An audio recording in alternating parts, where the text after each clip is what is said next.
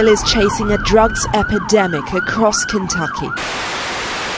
More than 52,000 people have died of a drug overdose in 2015, mostly from heroin or other opioids. I went right to that. I thought it was safe. My grades improved. I felt that I had improved by taking that drug. It was like, to me, it was like a miracle drug. Yeah. And it wasn't. It was synthetic heroin.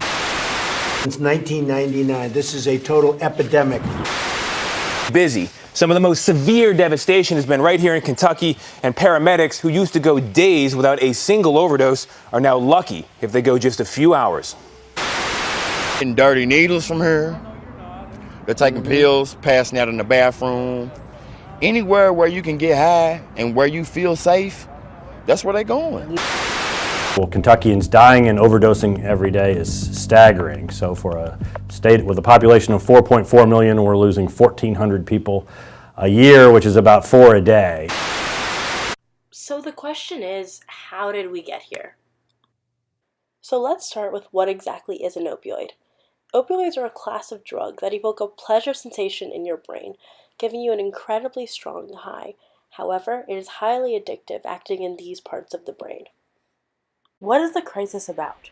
There's a number of different ways that people first get into using opioids. I think I've seen a mixture. Most people start with other drugs first. I would say it's not the norm for someone to start with an opioid as their first drug. A lot of people got into opioids, though, because heroin used to be so affordable. And then we saw trends go towards using pills as they became prescribed more commonly, and they were really easy to get. The pills actually became more affordable than heroin. And now with so many regulations because of this epidemic and abuse, we're seeing a shift back to heroin and fentanyl and other types of opioids that can be abused.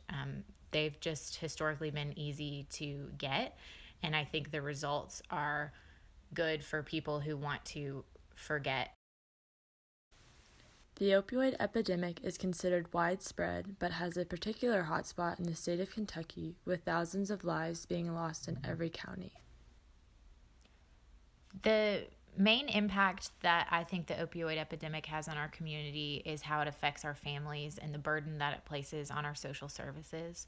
Our foster care system is really at capacity and is being stretched thin because of the number of children that are being removed from their parents' care because of the parents' opioid use or other drug use. And I work primarily with children and adolescents, and I've seen a huge increase in the number of kids who are directly affected by either their parents or other caregivers using opioids in the home, or even just the knowledge that the kids have of their parents using those drugs out in the community and not knowing if their parents are safe.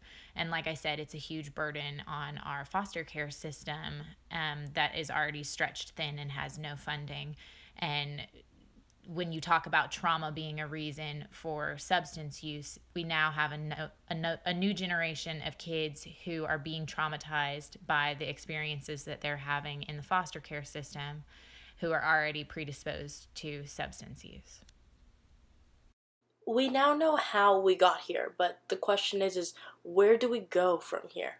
The complexity of the issue is how do we address it, and where do we begin to make a difference? And the struggle has been is it overlaps so many different agencies and entities. So the challenge is that how do we get all of these individuals around a shared set of information, and how do we align our resources so that we're working, and how do we know when we're making a difference in each of those individual areas? I think there are two main ways that Lexington and Kentucky can counteract the opioid epidemic. Money is always the answer that you're going to get for this, because there needs to be more funding to create treatment that is accessible to people.